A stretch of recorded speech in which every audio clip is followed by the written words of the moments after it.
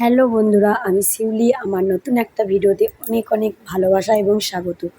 চলে এসেছি আজকে একটা নতুন অনেক দিন পর ব্লগ ভিডিও। সেটা হলো আজকে আমার একটা স্পেশাল দিন, মানে আজকে আমার একটা খুব খুব আনন্দের দিন। সেটা হলো আজকের দিনে আমার সোনা আমার কোল আলো করে এসেছে। তো আজকে আমার ছেলের জন্মদিন। তোমরা অনেক অনেক আশীর্বাদ করো যেন ভালো থাকে, সুস্থ থাকে এবং সকলকে নিয়ে ভালোভাবে করতে পারে। আর কি বলি বলো তো, চলে এসেছি পুজো দিতে। আজকের দিন স্পেশাল দিন, তাই চলে এলাম ত্রম্বকেশ্বর। আমাদের বাড়ি থেকে মাত্র 22 কিলোমিটার। তো 22 কিলোমিটার বেশি দূর নয়। আর মনে মনে আমার ইচ্ছা ছিল যে 2 বছরের জন্মদিনটা আমার ছেলের সঙ্গে আমি ত্রম্বকেশ্বরে পুজো দিতে যাব। তো সেই ভোলে বাবা আমার মনের ইচ্ছাটা অবশ্যই পূরণ করেছে। দিয়ে তারপর লাইনে দাঁড়িয়ে পড়েছি। লাইন প্রচুর ছিল। তো আমরা দেখো ঢুকে পড়েছি লাইনে। এরপর যাচ্ছি বাবার কাছে, বেশি দূর নয়। আর এতটা আনন্দ হচ্ছিল কি বলবো। এক তো আমার ছেলের জন্মদিন, আর দুই হচ্ছে আমি বাবার দর্শন করতে পারছি। এটা নিয়ে আমার ত্রম্বকেশ্বর 6-7 বার আসা হয়ে গেল। তো তোমরা যারা আমার ডেলি আমার ভিডিও দেখো তারা বুঝতে পারবে আমি কতবার এসেছি। আর বাবার জন্য একটা বেশ ফুলের নিয়ে নিয়েছি জায়গা নিয়ে, মানে পুজো দিতে এলে অবশ্যই একটা পুজোর ডালি না নিলে মনটা ভালো লাগে না। আর আমাকে কেমন লাগছে অবশ্যই কমেন্ট করবে। আমি এটা রাধা ড্রেস মায়াপুর ঘুরতে গিয়ে তখন কিনেছিলাম।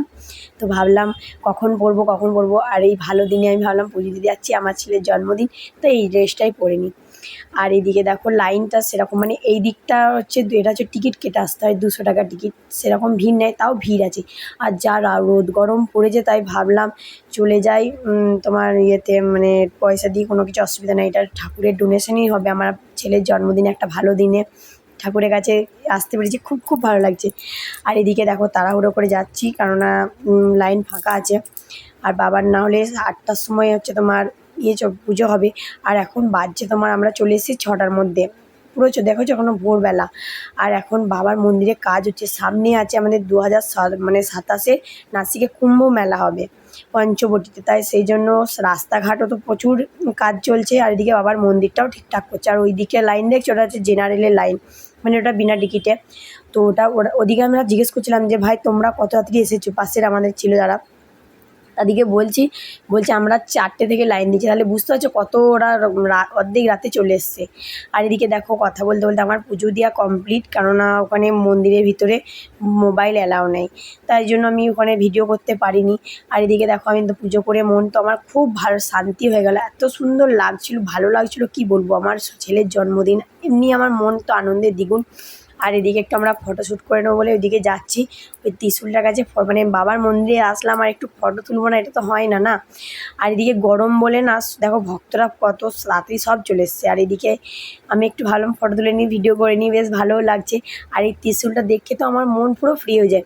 দেখো দেখতে দেখতে আমার ছেলে 2 বছর হয়ে গেল, মানে সময় কত যাচ্ছে তাড়াতাড়ি। এই যেন মনে হলো কদিন আগে আমার ছেলে আমার হলো ছোট, আমি তাকে মানুষ করছি একটু একটু করে।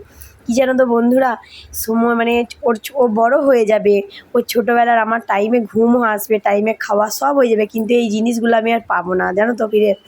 যে তার ঘর গুছানোও থাকবে, সব থাকবে, কিন্তু এই সময়গুলো আমি ভাবছি ক্যামেরাবন্দি করে রাখলে মানে সেটা আমার ছেলে বড় হলে ওকে দেখাতে পারবো। আর ওখান থেকে হয়ে আমরা মানে মন্দিরে, হনুমান মন্দিরে পুজো দিতে এসেছিলাম। আমরা ত্রম্বকেশ্বর থেকে হয়ে আঞ্জিনারি গিয়েছিলাম, যেখানে হনুমানের জন্মস্থান।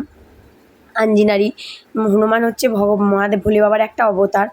তো রামায়ণ যারা দেখেছো তারা অবশ্যই জানবে যে মানে হনুমানের কাহিনী। আমি আর বলছি না, অনেক বলা হয়ে যাবে। আর এখানে পাশে ভোলে বাবারও মন্দির ছিল। এখানে তোমার ভোলে বাবার মন্দিরের পাশে বজরংবলী মন্দিরের পাশে ভোলে বাবা থাকবেই। এখানে এক হাত অন্তর অন্তর ভোলে বাবার মন্দির, আমার নাসিকে, মহারাষ্ট্রে। আমাকে লাইভে সবাই বারবার বলে, লাইভ করি তো আমি, বলে তোমার বাড়ি কোথায়। তাদের জন্য বিশেষ করে বলছি, আমি থাকি মহারাষ্ট্রের নাসিক শহরে, কেননা আমার বর কাজ করে এখানে। তো কাজের সূত্রে আমি এখানে থাকি। তারা অবশ্যই আমার এই ভিডিওটা দেখবে, তাহলে বুঝতে পারবে আমি কোথায় থাকি না থাকি। তারা দ্বিতীয়বার আমাকে প্রশ্ন করবে না। আর এখানে আমার বর একটু পুজো করে নিচ্ছে, আমি বললাম আমি আর করবো না, তুমি করে নাও।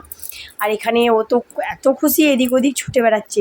তো পুজো টুজো দিয়ে এসে আমরা টিফিন করে কমপ্লিট মানে চেঞ্জ করে এবার রান্নাঘরে চলে এসেছি। কেননা আজকে জন্মদিন ছেলেকে তো 5 রকম ভাজা একটু ভালো মন্দ করে খাওয়াতে ইচ্ছেই করে না সব মায়ের। তার জন্য বেগুন ভাজা, পটল ভাজা, কুমড়ো ভাজা, আর তোমার বিট ভাজা, আলু ভাজা, গাজর ভাজা, আর একটু মাটন এনেছে ওর বাবা। এদিকে আমি মাটনের জন্য পেঁয়াজ, টমেটো, আলু কেটে রেখেছি। মাটনটাও ভালোভাবে ধুয়ে পরিষ্কার করে রেখে দিয়েছি। আর মাটনের যা দিন দিন দাম বাড়ছে, আমাদের মধ্যবিত্তদের ঘরে মনে আসবেই না।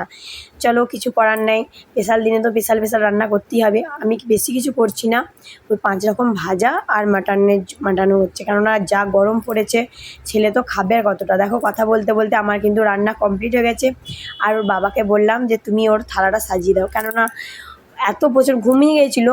চান টান করে দিয়েছিলাম, দিয়ে ঘুমিয়ে গিয়েছিলো, তার জন্য ওকে একটু ঘুম থেকে উঠে ঘিনঘিন করছিলো। আর এদিকে দেখো কত সুন্দর থালাটা সাজিয়েছেন ওর বাবা, আমার তো খুব ভালো লাগছে। আর এইদিকে আসন পেতে ওকে বসিয়েও দিয়েছি। ওকে বললাম এখানে বস, তো নিজে হাতে খাওয়ার জন্য বলছি, কিন্তু ও জলটা দেখাচ্ছে। অন্যদিন জল খাবে বলে না, দেখো চশমা পরেছে, টুপি পরেছে, দিয়ে মানে কি বদমাইশি করছে। কেমন লাগছে আমার ছেলেকে তোমরা অবশ্যই অবশ্যই কমেন্ট করবে, তাহলে আমার ভালো লাগবে। আর একটু উইশ করে দিও সবাই। এদিকে ও দিয়েছি খেতে, বলছে বাপরে গরম, মানে আমি বলি না খানা গরম, একটু পর হাত দিবি, ও সেটা মাথায় রয়েছে। আর এদিকে দেখো কত সুন্দর লাগছে না, থালাটা সাজিয়ে দিয়েছে। 2টো লাড্ডু, বজরংবলীর প্রসাদ, আর চাটনি করেছিলাম। হ্যাঁ, তোমাদেরকে বলা হয়নি, টমেটোর চাটনি আর পাঁপড় ভেজেছিলাম, বাস এটুকুই করেছিলাম, বেশি কিছু করতে পারিনি। ধরো একা থাকি, ছোটো ছেলে, তাও বরকে বললাম তোমার আজকে অফিসে ছুটি নাও, না হলে হবে না। আর এদিকে আমি খাওয়া দিয়ে যাচ্ছি, গরম গরম করছে, ও জল খাবে বলে বায়না করছে। এবার ধরো আজ জন্মদিন, বকতেও পারছি না, কিছু বলতেও পারছি না, কিন্তু ও বকা প্রতিদিনই খায়, ছোটো ছেলে, আর আমারও ধৈর্য ধরো। এদিকে দেখো দেখো জলই খেয়ে যাচ্ছে। আমি অন্যদিন জল খাওয়ানোর জন্য কত পিছনে পড়ি, আমার তো কি বলবো। আমি ভাবলাম এই ব্লগ করে রেখে দিলে আমার একটা স্মৃতি হয়ে থেকে যাবে, আমার যে সোনা মানে বড় হয়ে দেখতে পাবে যে আমি আমার 1 বছর জন্মদিনেও আমি ওকে করে দিয়েছিলাম যতটা পেরেছি, আবার 2 বছরও করেছি। জানি না 3 বছর জন্মদিনটা কোথায় হবে, দেশে হবে না এখানে হবে। ইচ্ছা আছে 5 বছরের জন্মদিনটা খুব ধুমধাম করে করবো। এদিকে দেখো বিকাল হয়ে গেছে, আর দেখছো এখন বাজে তোমার 6:30 থেকে 6:45 মতো, কিন্তু রোদ দেখেছো আর কি গরম ভাই, আমার মুখ হাত তো একদম যাতা হয়ে গেছে। একটু সন্ধ্যেবেলায় স্নান করলাম, আমি কখন সকালে মানে 4:30-র সময় চান করে পুজোতে গেছি, স্নান টান করে সন্ধে টন্ধে দিয়ে চলে গেলাম কেকের দোকানে কেক কিনতে। আর বাজারে এত ভিড় কি বলবো। নিলাম, এবার সন্ধ্যেবেলা একটু কেক কাটবো। আমাদের সবাই যে আছে আশেপাশে, কাউকে কিছু বলিনি, আমাদের প্রতিবেশী যারা আছে ওদের সঙ্গেই শেয়ার, মানে এটা কেক কাটলাম আর করলাম। আর এই কেকের দোকানে এসে আমি তো কনফিউজ, মানে কোন কেকটা নেবো। 3 জায়গায় কেক আছে, আমরা ভাবছি কোনটা নেবো, দিয়ে ভাবতে ভাবতে জানো তো বন্ধুরা, কেকটা আমাদের কেনাও হয়ে গেছে, আমরা 2টো কেক নিয়েছি। তো দেখো কেক কিনতে কিনতে আমি এত গরম করে, আমার ভিড় হয়ে গেছে দোকানে, তাই ভাবলাম বর বলল তুমি ছেলেকে নিয়ে সোনাকে নিয়ে বাইরে দাঁড়াও, আমি নিয়ে যাচ্ছি। আর ছেলে পুরো ঘেমে গেছে, আর রাস্তায় এত ভিড় ছিল কি বলবো। দিয়ে দেখো চলে এলাম বাড়িতে, দিয়ে ছেলেগুলোকে বললাম তোরা সবাই মিলে বেলুন ফাটা, মানে বেলুন ফোলা। কী জানো তো, এরাও খুব আনন্দ, আদিকে খুব ভালোবাসে তো সবাই, ছোটা ভাইয়া, বড়া ভাইয়া, দিদি, দেখো সবাই মিলে বেলুন ফোলাচ্ছি আর খুব খুব আনন্দ করছি আমরা। আর এরা তো মানে কি বলবো, মানে ওকে সারা দিনটা উইশ করে যাচ্ছে, আদি বার্থডে হ্যাঁ, বার্থডে হ্যাঁ। আমি বলছি হ্যাঁ, আর সাথে সাথে আমাকেও বলছে আন্টি তেরা বার্থডে হ্যাঁ। আমি বলছি না রে। আর ওরা ভাবছে কোনখানে নেবো। দেখো ওর বাবা আর ওর বড়া ভাইয়া, ওই যে অঙ্কুশ, দুজনে মিলে সাজাচ্ছে। এইদিকে হলো রাধাকৃষ্ণ আছে, ওর নিচেই সাজানোটা বেশ ভালো লাগবে। আর কি বলবো, আজকের দিনটা যে আমার খুব খুব ভালো কাটিয়েছি, কি বলবো, কিছু বলার নেই। আর আমার ছেলের আনন্দটা তোমরা শুধু জাস্ট দেখবে, পুরো ভিডিওটা তো না দেখলে তোমরা বুঝতে পারবে না। প্রথম থেকে শেষ পর্যন্ত অবশ্যই অবশ্যই দেখো। আমি তো শেষের দিকে বলছি, কেউ একটু ধৈর্য ধরে না দেখলে বুঝতে পারবে না। এত আনন্দ করেছে, একটু গান চালিয়ে দিয়েছি, প্রচণ্ড নেচেছে। আর এই ডেকোরেশনটা কেমন হয়েছে তোমরা দেখো, ফাইনাল লুকটা দেখো কি সুন্দর লাগছে না, ওপরে রাধাকৃষ্ণ আর নিচে বার্থডে ডেকোরেশন, দারুণ সুন্দর লাগছে, মানে এত ভালো লাগছে কি বলবো। আমার তো খুব খুব পছন্দ হয়েছে। যাদের যাদের ভালো লেগেছে একটু কমেন্ট করবে। আর তোমাদেরকে দেখানো না কেকটা কেমন নিয়েছি। চলো, ওর বাবা কেকটা নিয়ে এসেছে, দেখো একটা, মানে টেবিলটা ছোটো, তাই একটাই বললাম কাটতে দাও, আর বাকি ওটা খাবার সবাইকে দেওয়ার জন্য, মানে অনেকগুলো সব আছে তো সেই জন্য একটা কেক হবে না, ভাবলাম 2টো কেক নিয়ে নিই। একটা কে দেখো এটা একটা দিয়েছি, আর কেকটা দেখো কত সুন্দর। আদি শুধু আনন্দ, দেখো সমানে নাচবে, দেখো কেমন নাচছে। আমাদের পাশে সবাই এনজয় করেছে যে আদির নাচটা দেখে, দেখো কত সুন্দর না, দেখেছো পাশের ছেলেগুলো বলো সব নাচছে ওর দেখে দেখে। আমার যে কি ভালো লাগছে তোমরা চিন্তা করতে পারো না, যে আমার ছেলে চোখের সামনে আমি বড়তে দেখা একটা মায়ের কতটা ভালো লাগে বলো। আর তোমরা ওকে অনেক অনেক আশীর্বাদ করো, আমার এইটুকুই চাওয়া, আর কিছুই না। সবাই ভালো, মানে ভালো ভালো একটু কমেন্ট করো, যে ও যেন বড় হয়ে ভালো মানুষের মতো মানুষ হয়, আর কিছুই চাই না। আর কি বলতে গেলাম, দেখো এদিকে কেক কাটা হয়ে গেছে, আমি একটু করে খাইয়ে দিলাম।